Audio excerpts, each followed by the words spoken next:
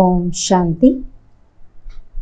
గుల్జార్ దాది గారి చివరి రోజుల గురించి దాది గారి బ్రాహ్మణి అయినటువంటి నీలు బెహన్ గారు తమ అనుభవాన్ని వినిపిస్తున్నారు. నీలు బెహన్ చెప్తున్నారు, చివరి 3 సంవత్సరాలు ఏవైతే ఉన్నాయో ఆ సమయంలో దాది గారి స్థితిని, దాది చేసేటటువంటి మనసా సేవను మేము ప్రాక్టికల్గా అనుభవం చేశాము. డిసెంబర్ 31, 2017 సంవత్సరంలో బాబ్ దాదా చివరిసారిగా దాది శరీరంలో ఎప్పుడైతే వచ్చారో బాబా ఆ సంవత్సరాన్ని ఇది సమాప్తి సంవత్సరము అని చెప్పడం జరిగింది. ఆ తర్వాత దాది ఆరోగ్యం కారణంగా మేము దాదీని తీసుకొని బొంబాయికి వెళ్ళాల్సి వచ్చింది. అయితే ఎప్పుడైతే మేము బొంబాయికి బయలుదేరుతూ ఉంటిమో అప్పుడు దాదీని చూస్తే ఎలా అనిపించిందంటే, దాది ఇక్కడ తనకు ఏదైతే ఉందో అదంతా సర్దుకొని బయలుదేరుతున్నారు అన్నట్లుగా అనిపించింది. బొంబాయికి వెళ్ళిన తర్వాత అక్కడ ఉన్నటువంటి డాక్టర్లు దాది గారి ఆరోగ్యాన్ని చాలానే ఇంప్రూవ్ చేశారు. కానీ దాది గారి స్థితిని చూస్తే మాకు ఏమనిపించేదంటే, దాది ఇప్పుడు కర్మాతీత స్థితిని ప్రాప్తి చేసుకుంటూ వెళ్తున్నారు అని అనిపించింది.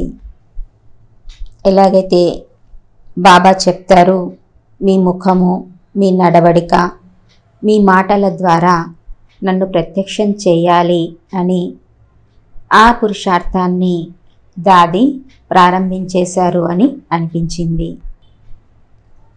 దాదీకి బాబ్ దాదా యొక్క వరదానం కూడా ఉండేది. మీ నయనాల భాషను, మీ మౌన భాషను అందరూ అర్థం చేసుకుంటారు అనేసి బాబా దాదీకి వరదానం ఇచ్చి ఉన్నారు. ఈ విషయం గురించి నీలు బెహన్ తన అనుభవాన్ని చెప్తున్నారు. ఎప్పుడైతే ప్రారంభ సమయంలో బాబ్ దాదా వచ్చేవారో అప్పుడు రాత్రంతా కూడా మేల్కొని ఉండాల్సి వచ్చేది. ఆ సమయంలో ప్రకాష్ మణి దాది గారు నాకు కొన్ని విషయాలు చెప్పి, వీటి గురించి బాబ్ దాదాను నువ్వు అడిగి తెలుసుకో అని చెప్పి వెళ్ళేవారు. ఎప్పుడైతే రాత్రి సమయంలో ఎప్పుడైనా గ్యాప్ లభించినప్పుడు నేను ఆ విషయాల గురించి బాబ్ దాదాను అడిగేదానిని. ఆ విషయాల గురించి బాబ్ దాదా కొంత సమాధానం ఇచ్చేవారు, కొంత నయనాల ద్వారా కూడా సూచన ఇచ్చేవారు. అప్పుడు నీలు బెహన్ అనేవారంట, బాబా ఇది నాకు అర్థం కాలేదు అనేసి. తర్వాత బాబా ఆ విషయాలను మళ్ళీ ప్రకాష్ మణి దాది గారికి వివరించి చెప్పేవారన్నమాట. బాబా అనేవారంట, ఈ బిడ్డకు ఈ విషయాలు అర్థం కాలేదు అనేసి మళ్ళీ దాది గారికి వాటి గురించి చెప్పేవారు. అయితే తర్వాత బాబా యొక్క నయనాల భాషను, మౌన భాషను కూడా నేను అర్థం చేసుకోవడం ప్రారంభించాను. కాబట్టి ఈ అలవాటును ఏదైతే ప్రారంభంలోనే బాబా నాకు ఏర్పరిచారో ఆ అలవాటు ఇప్పుడు నాకు చాలా పనికొచ్చింది. ఇప్పుడు ఈ సమయంలో దాది గారి నయనాల భాష, దాది గారి మౌన భాష కేవలం నాకు మాత్రమే కాదు, అక్కడికి వచ్చే డాక్టర్లకు కూడా చాలా బాగా అర్థమయ్యేది. ఇక దాదిని చూసేటటువంటి డాక్టర్లకు కూడా దాదిని ఒక పేషెంట్ లాగా కాకుండా ఒక తల్లిలాగా, వాళ్ళ సొంత పరివారానికి చెందిన ఒక వ్యక్తిలాగా వాళ్ళు ఎంతో దాదిని బాగా చూసుకునేవాళ్ళు, చాలా బాగా సేవ చేసేవారు.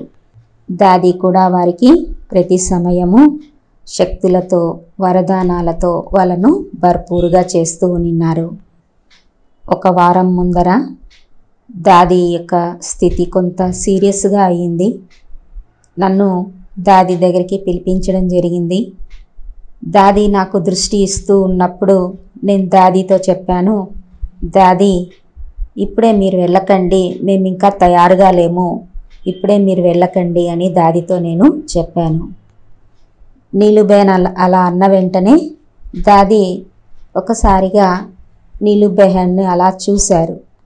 చూసి మళ్ళీ దాది తన మౌన భాష ద్వారానే, సరే అలాగే నేను ఇంకా కొంత సమయం ఉంటాను అని చెప్పారు. నిజంగానే దాది కొంత సమయం మాకు ఇచ్చారు. దీన్ని మేము ప్రాక్టికల్గా చూసాము. ఇక చివరి రోజు దాది గారు 10:30 సమయంలో వెళ్ళిపోయారు. ఆ రోజు ఉదయం 6:30 గంటలకు నేను రోజులాగానే తయారయ్యి దాది దగ్గరికి వెళ్ళాను. అప్పుడు నాకు దాది దృష్టి ఇస్తూ ఉన్నారు. దాది నాకేమన్నా చెప్పాలా అని నేను దాదిని అడిగాను.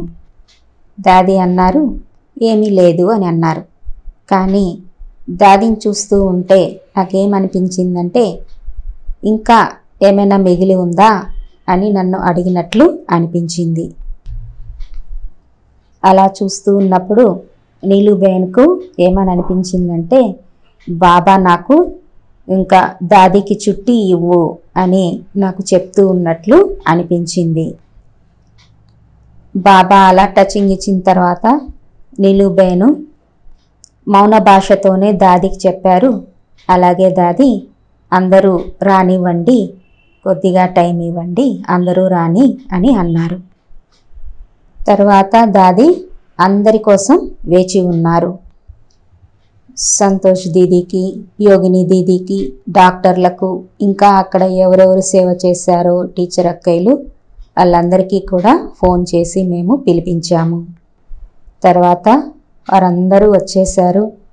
డాక్టర్లు, అక్కడ సేవ చేసినటువంటి అందరూ, మొత్తం ఎవరెవరు అక్కడ దాదికి సేవ చేశారో అందరూ వచ్చేశారు. దాది అందరికీ చాలా ఆరాంగా అందరికీ దృష్టి ఇచ్చారు. తర్వాత పాట మోగుతా ఉన్నింది. దాది అలా దృష్టి ఇస్తూ ఇస్తూ మా అందరి దగ్గర వీడ్కోలు తీసుకొని వెళ్ళిపోయారు. ఓం శాంతి.